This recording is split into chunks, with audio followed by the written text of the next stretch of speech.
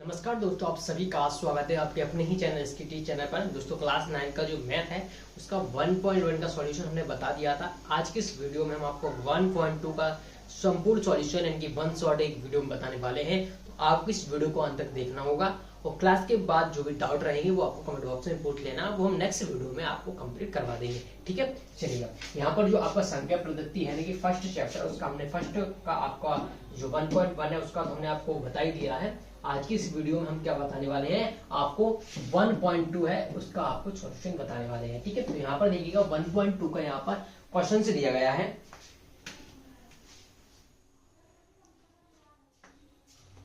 यहाँ पर देखिएगा पहला क्वेश्चन से दिया गया हमारा कि नीचे दिए गए कथन सत्य असत्य है, कारण के साथ हमें क्या करना है, इनका उत्तर देना। पहला दिया प्रत्येक अपरिमेय संख्या एक वास्तविक संख्या होती है। यहाँ पर क्या बोला गया है कि जो प्रत्येक क्या होती है, प्रत्येक अपरिमेय संख्या वास्तविक होती है। सबसे पहले समझिए वास्तविक संख्या क्या होती है। देखिए वास्तविक संख्या यहाँ पर एक टर्म यूज किया गया है। यहाँ पर देखते हैं कि वास्तविक संख्या, ठीक है, क्या बोला, वास्तविक संख्या। तो वास्तविक संख्या क्या होती है ये समझिएगा।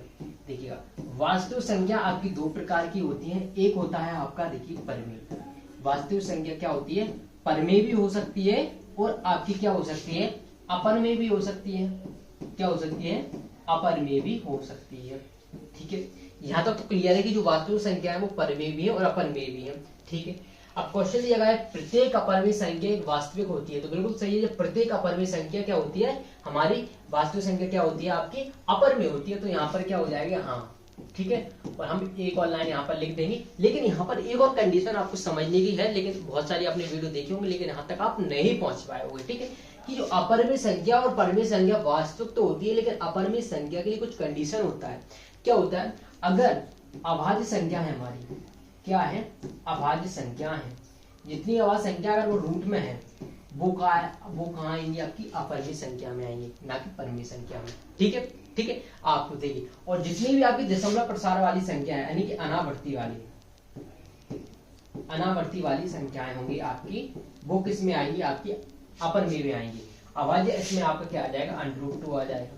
ठीक है, इसमें आपकी ऐसे अनावर्ती यानी कि जो रिपीटेशन ना हो रहा हो, उसका जो बार बार ना आ रही संख्या वो किसमें आ जाएगी, अपरिमेय संख्या। परिमेय संख्या यानी कि जो हमेशा P/Q के रूप में होना चाहिए और Q नॉट इक्वल टू 0 होना चाहिए। इसको मैंने फर्स्ट वीडियो में फुल एक्सप्लेन किया है, जाकर नहीं देखा तो जाकर एक बार चेक कर लीजिएगा। ठीक है, चलिएगा, यहाँ तक आपको समझ में आ गया होगा परिमेय अपरिमेय संख्या क्या होती है। तो हम देखिएगा यहाँ पर आपको लाइन लिखना है कि हाँ सही है और कारण स्पष्ट करना है, क्योंकि देखिए आपको लिख देना है इसमें कि प्रत्येक वास्तविक संख्या क्या होती है, अपरिमेय होती है। ठीक है, यहाँ पर लिख देना है आपको प्रत्येक अपरिमेय संख्या वास्तविक होती है।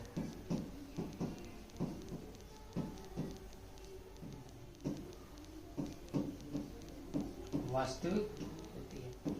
ठीक है, यहां तक आपको क्लियर हो गया होगा। फर्स्ट क्वेश्चन देखिए, जो वास्तविक संख्या आपकी परिमेय संख्या भी अपरिमेय संख्या भी होती है। वो क्वेश्चन में पूछा गया कि प्रत्येक अपरिमेय संख्या एक वास्तविक होती है, तो प्रत्येक अपरिमेय संख्या वास्तविक होती है। यहाँ पर आपको प्रत्येक अपरिमेय संख्या, अगर यहाँ पर प्रत्येक अपरिमेय संख्या एक वास्तविक है तो प्रत्येक अपरिमेय संख्या वास्तविक रहेगी और प्रत्येक परिमेय संख्या भी वास्तविक रहेगी। ठीक है, चलिए दूसरा क्वेश्चन इसी का था अपना कि देखिए यहाँ पर दूसरा देखिएगा, संख्या रेखा का प्रत्येक बिंदु √m प्रकार का m के रूप का होता है, जहां m एक प्राकृतिक संख्या। अब देखिए यहाँ पर पूछा है कि जो संख्या रेखा है, यानी कि संख्या रेखा में इस साइड क्या जाती है, प्लस की वैल्यू आती है। ठीक है, इस साइड क्या होती है, माइनस की वैल्यू हो जाती है। ठीक है, अब उन्होंने कहा है कि प्रत्येक जो आपकी संख्या रेखा है वहां पर एक बिंदु है, यहाँ पर √m प्रकार का है। ठीक है, m के रूप का होता है, जहां m एक प्राकृतिक संख्या। अब प्राकृतिक संख्या कुछ भी हो सकती है। ठीक है, प्राकृतिक संख्या कुछ भी हो सकती है। तो क्या ये संख्या रेखा पर दर्शा सकते हैं या नहीं, संख्या रेखा का प्रत्येक बिंदु। देखिएगा यहाँ पर मैंने माना कि √2 माना, √2। ठीक है, इसको हम क्या करेंगे, इसको संख्या रेखा पर हम दर्शा देंगे। ठीक है, यहाँ पर हम हल करके दिखाते हैं। पहले इसको हम क्या करेंगे, संख्या रेखा पर दर्शा देंगे। इसके बाद √4 आता है, इसका क्या हो जाएगा 2, इसको भी हम संख्या रेखा पर दर्शा देंगे। एक और लेते हैं √3, इसको भी हम संख्या रेखा पर दर्शा देंगे। इसके बाद आता है √ आपका 6। ठीक है, इसके बाद हम कोई सी भी संख्या लेंगे, 9 ले लिया तो ये 3 हो जाएगा। इन सबको तो क्या हम संख्या रेखा पर दर्शा सकते हैं, लेकिन अगर आपका √2 और माइनस है तो इसे हम क्या संख्या रेखा पर दर्शा सकते हैं? पॉसिबल है? नहीं। हम संख्या रेखा पर धनात्मक और ऋणात्मक की संख्या दोनों दर्शा सकते हैं, लेकिन जो अंडर माइनस में आएगी वो एक काल्पनिक संख्या है जिसे हम संख्या रेखा पर बिल्कुल नहीं दर्शा सकेंगे। तो ये आपकी कैसी है? काल्पनिक है। कैसी हो जाएगी? काल्पनिक हो जाएगी। तो अब इसको हम दर्शा नहीं पाएंगे, तो हम लिखेंगे यहाँ पर नहीं। ठीक है, इसका आंसर क्या हो जाएगा आपका? नहीं। ठीक है, ये समझ में आ गया होगा, क्योंकि प्राकृतिक संख्याएं हम क्या होती हैं आपको संख्या रेखा पर दर्शा सकते हैं। प्राकृतिक में अगर आपको देखिए अंडर में संख्या आएगी वो आप कैसे दर्शाओगे? आप वो एक काल्पनिक संख्या होती है, काल्पनिक संख्या को हम यहाँ पर नहीं दर्शा सकते संख्या रेखा पर। ठीक है, चलिए अगला क्वेश्चन दिया गया है कि प्रत्येक वास्तविक संख्या एक अपर में होती है। अब यहाँ पर देखिएगा क्या बोला है कि प्रत्येक वास्तविक संख्या एक अपर में होती है। अब मैंने पहले ही आपको बताया था कि जो आपका देखिए मैंने आपको क्या समझाया था कि आपकी वास्तविक संख्या यानी कि जो आपकी वास्तविक संख्या है वो क्या है? आपकी वास्तविक संख्या दो प्रकार की होती हैं। क्या होती हैं? देखिएगा, एक होती है आपकी परिमित, दूसरी होती है आपकी अपरिमित। ठीक है, अब इन्होंने बोला है कि जो प्रत्येक वास्तविक संख्या है यानी कि जो प्रत्येक वास्तविक संख्या है यानी कि कोई सी वास्तविक संख्या वो हमेशा अपर में ही रहेगी। क्या रहेगी? अपर में ही रहेगी। तो क्या पॉसिबल है? तो हम एक शब्द में लिखेंगे यहाँ पर हल करके नहीं। नहीं, ठीक है, क्योंकि वास्तविक संख्या तो अपर में भी हो सकती है ना, अपर में तो ऐसा तो पॉसिबल नहीं है ना। तो प्रत्येक ये बोलेंगे प्रत्येक वास्तविक संख्या अपर में हो, यह पॉसिबल नहीं है। मैंने कहा कि √2 माना मैंने कि √2 है, ये आपकी क्या हो जाएगी? अपर में हो जाएगी।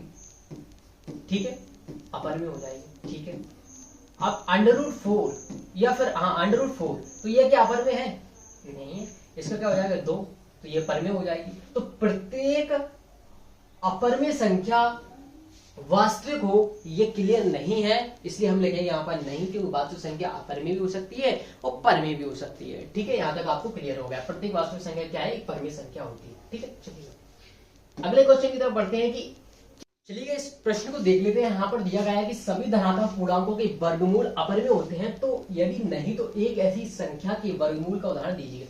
अब देखिए यहाँ पर क्या सभी धनात्मक पूर्णांकों के वर्गमूल अपर में होते हैं, यहाँ पर पूछा गया है। देखिएगा मैंने कहा अपर में संख्या, मैंने अभी बताया जो अपर में संख्या होगी अगर वो आपकी वर्गमूल में होगी यानी वर्गमूल होगी कि हमने √2 उदाहरण लिया तो ये तो आपकी क्या हो जाएगी? एक अपरिमेय संख्या हो जाएगी। ठीक है, अपरिमेय संख्या हो जाएगी, हमने ये मान लिया। ठीक है, लेकिन उन्होंने कहा कि क्या सभी धनात्मक पूर्णांकों के वर्गमूल अपरिमेय होंगे? ये पॉसिबल? आप खुद सोचिएगा, मैंने ली एक संख्या √4 तो क्या अपरिमेय हो जाएगी?